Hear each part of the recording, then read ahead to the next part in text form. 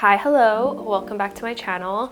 In light of the year ending, which I'm still in disbelief about, I wanted to do an annual wrap-up of all of my favorite things that I've consumed this year in the name of more mindful consumption. So the things I'm talking about today are things that I have repurchased multiple times or that I feel have significantly improved my life. So going into next year, you know which products are worth your time and what is maybe not worth your time. The first category I'm going to talk about is skincare. Now, skincare is something that I invested a lot of time and energy into this year because my skin is something that I am trying to develop a healthier relationship with. I feel like my skin often is an indicator of how I'm doing mentally, physically, spiritually. Usually whatever is going on in my head will make an appearance on my face in one way, shape, or form, whether that be stress, whether that be lack of sleep, whether that be not eating as well as I should. So I decided to just pour more effort into my skin this year and kind of taking better care of it. I also did a Korean facial for the first time this year, and they scanned my skin and kind of told me what my skin type was, which is dry and acne prone. So if your skin is anything like mine, you know that if you have dry skin but acne prone skin, it takes forever to get rid of blemishes. And not only that, I feel like with dry skin, you can't use all of the super harsh or abrasive products that are normally recommended for clearing acne. So with that being said, there are a couple of products that have worked really, really well for me in soothing my skin, in healing my skin barrier. And although it's not super blemish preventative care, I feel like focusing on hydration and caring for my skin and healing my skin, being very gentle with it, has prevented blemishes in the first place. The thing that has made the biggest difference in my skin that I've added maybe a month ago are Japanese sheet masks. Specifically this one. This is like, I think it's a rice mask, but this sheet mask I wear once a day, which I know sounds excessive, but it's part of my nightly skincare routine, and I swear it's made the biggest difference in how my skin looks when I wake up. It's made the biggest difference in how my skin feels also. And I feel like this as a first step, and then putting my serums over top, has really improved the look and feel of my skin. I was going through a lot of really heavy hormonal breakouts about a month ago, and once it started kind of clearing, I was focusing on healing my skin and all of that. This was such a big difference. Like, I feel like this I cannot live without anymore. I will be repurchasing it over and over again, so highly recommend. I believe you can just get it at any Asian grocery store. I usually get these from Don Quixote here in Honolulu, but I also found them in Japan, which is where I was introduced to them. If you haven't checked out my Japan vlogs, I'll link them somewhere, or they're on my channel. But yeah, Japanese sheet masks once a day, biggest improvement in my skin. The second product I'm going to talk about is a toner, and this toner received some backlash on TikTok. It blew up on TikTok first, and then there was some discourse about how a lot of the reviews that were coming out about this toner were planted or were paid for. I'm not sure, but in my experience with this toner, it's been all good. So I'm talking about the Anua Heartleaf 77% toner. This is my second bottle, and it's lasted me a really long time. Even getting through the first bottle took me about 3 months. So I imagine this bottle is also going to take me about 3 months to get through. But it's just a very simple, gentle, healing toner in my opinion. And if there's anything my skin needs, it's just to be calm. I have a lot of redness, and a lot of my acne scarring actually turns red instead of like a dark spot. So I've noticed that this is just a good base to put on underneath all of my skincare to ensure that everything is seeping in as it's supposed to. So I really like this. I know some people don't, but again, every person's skin is different. For me, this works really well. The next is a serum, and this is also a semi-new addition to my skincare routine, but I've been using this morning and night, and I've noticed that it really helps with the hydration of my skin, and in turn, the more hydrated my skin is, I've noticed the less blemishes I get, knock on wood. I am talking about the Torridin Dive In Serum. This is another Skin Talk favorite, but I bought this while we were in Japan, and I've been using it ever since, and it's really helped heal my skin barrier. I've noticed a lot less redness whenever I use use this. And I've been experimenting with a lot of different serums, but I always find myself coming back to this one. And it's just very healing. I think that's the focus of my skincare routine in 2024 is just healing products, nothing too abrasive. I'm not the girl that's gonna be using tretinoin and a bunch of retinols. I just can't. My skin really does not react well to it, but this has been wonderful. If you have sensitive, dry, acne-prone skin, this serum has really helped me and it could maybe help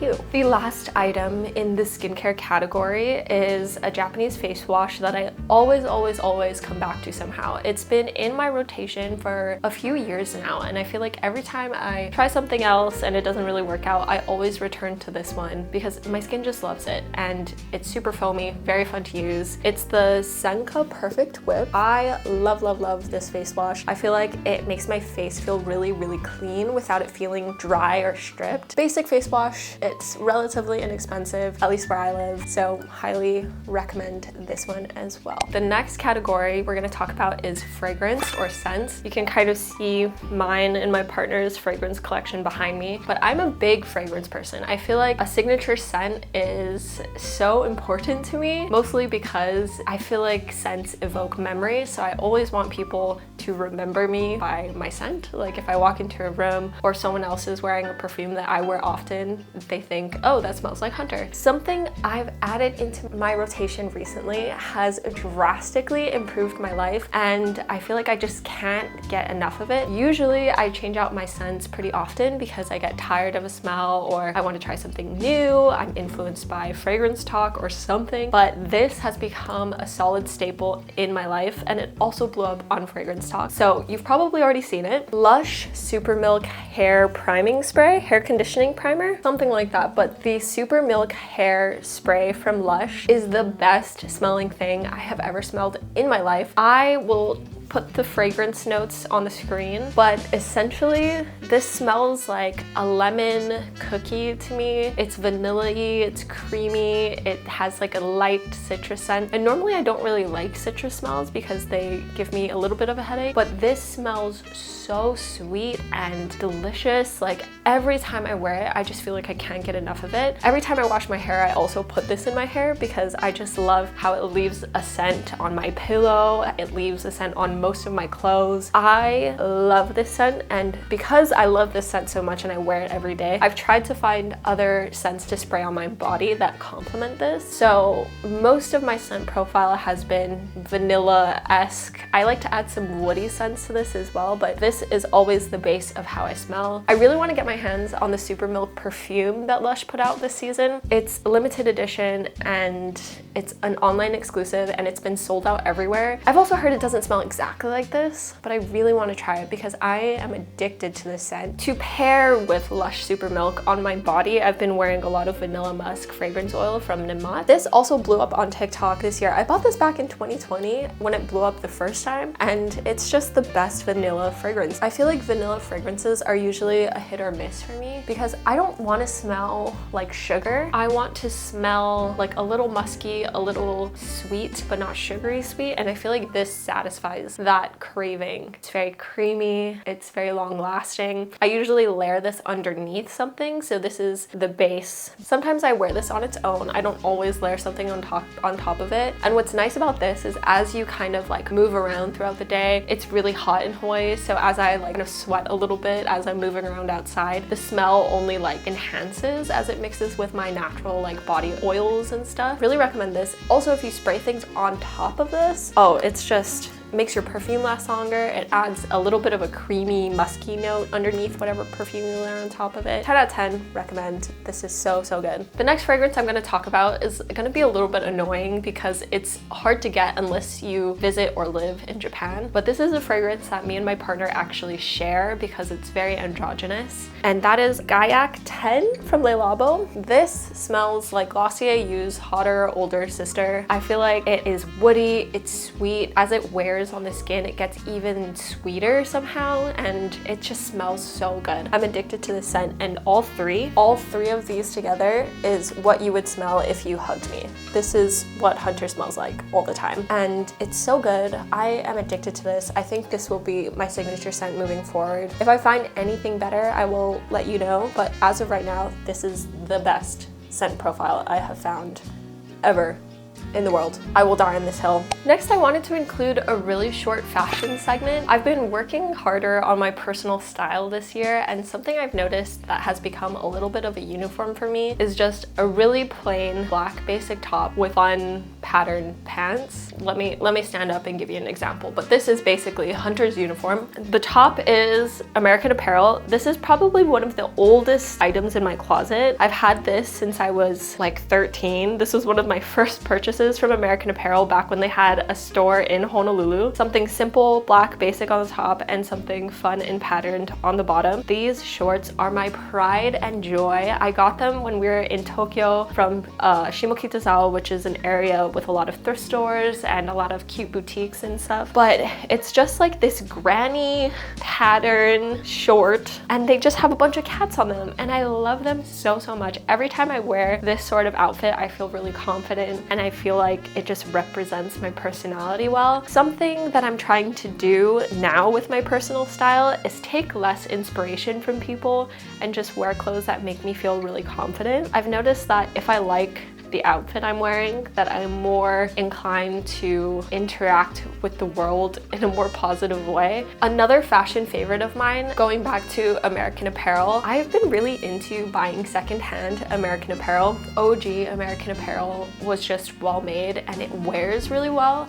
So let me show you my newest acquisition. I recently purchased this denim bomber jacket from American Apparel. I just got it off of Poshmark. I really wanted a denim bomber, and I knew that American Apparel made them back in the day. So I was very specific in my search for this. I bought it oversized. So this is like an extra large, I believe, but it's just the easiest thing to throw on. I feel like it makes basic outfits look really cute. Let me try it on for you, right? Like, okay, I don't want to make the mic sound bad, but I don't know. I love it. It also has inside pockets, which is really great, but I love it. I love it. I remember when American Apparel was all the rage back in like 2014, Tumblr era. Circle skirts had us by the goddamn throat, and disco pants, disco shorts were also all the rage. I was in high school during that time. I couldn't afford a lot of American Apparel. Now I can. Kind of. And so buying it secondhand has healed my inner child in a lot of ways. Big fan of secondhand American Apparel. Highly recommend, but that's just my opinion. Now let's move on to media. So I consumed a lot of media this year. I feel like even more so than the previous year. And I wanted to talk about a few different things that I feel drastically improved my life. The first thing I'm going to talk about is a book, and it's the book How High We Go in the Dark by Sequoia Nagamatsu. This book was a wild ride. I feel like if you're into sci-fi, if you're into dystopian type novels, it's a series of short stories, and all of these short stories are interconnected. They all exist in the same world, a world in which a terrible plague has been released from permafrost, and all of these different characters are going through a different and unique human experience in the face of this climate catastrophe and plague. This made me cry. This made me think about my own mortality. This made me think about my own grief. This book just, I feel like, changed me. That sounds dramatic, but I really enjoyed this book. I feel like this was one of those books that I will probably revisit in some time after I've kind of forgotten what it's about, but I highly recommend this book. It was devastating, it was hopeful, it was beautifully written. Each individual story was so unique. Like, I've never read anything like this. That being said, it is a very weird book, so if you're not really into like esoteric literature, you might not like this. Certain stories I feel like were just very odd and strange, but I like odd and strange, so if you like weird things, if you like sci-fi, if you like a dystopian world, you should just read this. I feel like even if you don't like those things, you should still read it, just to say you've read it. Some other notable things that I've been reading this year are Internet Princess by Rain Fisher Kwan, which is a Substack that I subscribe to. Rain Fisher Kwan, she's a cultural writer, cultural commentator, and I feel like the way she writes just speaks to my inner girlhood. I love the social criticisms that she writes. I love her storytelling. I feel like she identity is the voice of girls my age. And even though she's younger, a little bit younger than me, I really, really enjoy the things that she talks about. It makes me feel seen, makes me feel heard. She puts into words things that I felt in my girlhood and even in my adulthood that I didn't know could be described. One of my favorite things about Rain Fisher Kwan is that she talks about forming identity in a world overrun by capitalism and also a world that is going increasingly online, which is something I've been particularly interested in now that I'm sharing more of myself online. One of my favorite pieces by Rain Fisher Kwan is called Micro Individuality. I highly recommend if you read anything by her that you read that one. I feel like it really hits the nail on the head about how our identities are so deeply ingrained with capitalism that we tend to signal these identities through the things that we consume. Very interesting, highly recommend. I think it helps to understand and question how we form identity online, which is what leads me to my next media favorite, which is Maya on the internet. She is a digital artist. I discovered her this year. My partner actually showed me who she was and her work and all of that. And she kind of exists in that same realm of understanding identity as an intersection with your digital self. Very interesting work. A lot of her work or her collections are not only a social commentary, but also kind of a satire on how we form identity online, especially in the wake of like girl bosshood. I don't know if that was at all a good explanation. I think both of these women are geniuses. I love their work. I will just eat up anything that they do.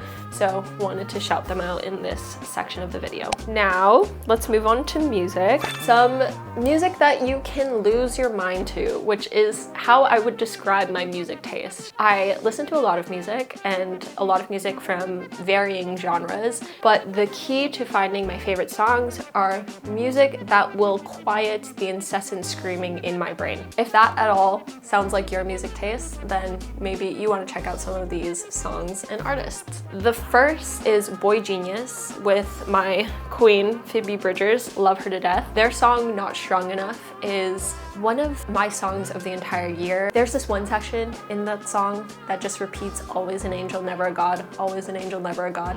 And that line, I think Lucy Dacus wrote that line. Oh, it encapsulates all of the frustration and rage I feel as a woman, because I think what that line means is no matter how good you are as a woman, you're always viewed as subservient, always an angel, never a god. So even if you are the best you could possibly be, the patriarchy keeps you down.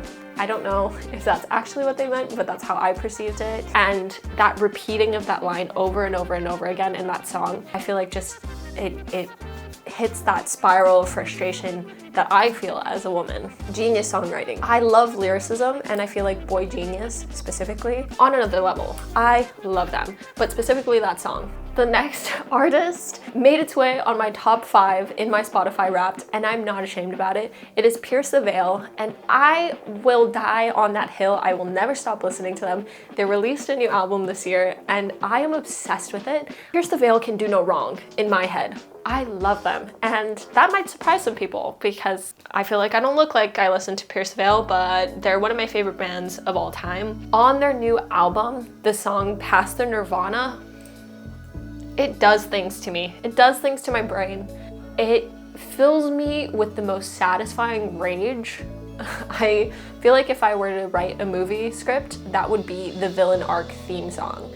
So good. It's loud, it's pumps me full of energy. I like to blast that song when I'm driving by myself and just imagine all of the wrongdoings that someone has done to me and just let myself feel anger and rage in the best and most cathartic way possible. The next band I'm going to talk about is Sleep Token. I think they're so cool. It's a completely anonymous band. All of them are like numbers except for the lead singer. Like I think their drummer's name is 2. The lead singer he calls himself Vessel because he is a vessel of communication for a higher spirit or a higher being that is speaking through them in their songwriting. It's occultish, it's weird, it's interesting. I feel like their music is a perfect example of genre bending. They don't really exist in one box, and I just like the idea that all of them are anonymous. Specifically by Sleep Token, the song Granite has been repeated over and and over this year for me. I really like the song Take Me to Eden as well. I feel like that one, Hypnosis, also a really good one.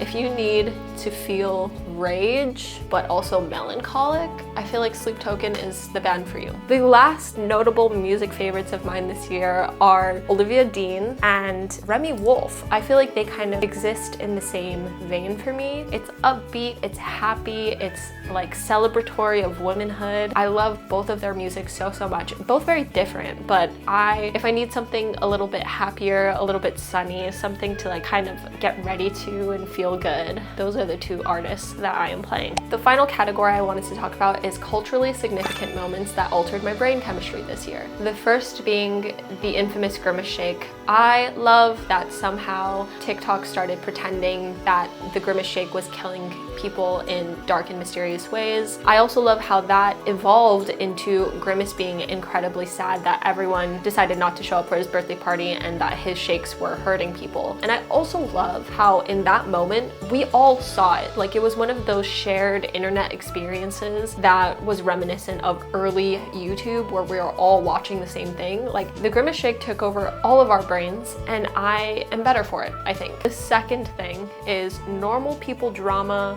blowing up on TikTok. I love a little bit of drama, especially when it doesn't hurt anybody. I'm referring, of course, specifically to Hoodiegate. It is very reminiscent of Couch Guy, and I just love how normal people are getting their time in the spotlight for a little drama, a little bit of tea, and I think it's something that we all need to light up this dark world. That's all I have for you today. Thank you so much for joining me. I am so appreciative that you have stopped by on this little corner of the internet. If you enjoyed seeing my face and hearing my voice, I'm here almost once a week, most of the time once a week, and would love to have you back here if you would like to subscribe. But that's all I have for you today. I will see you in 2024, and hopefully we have a better year.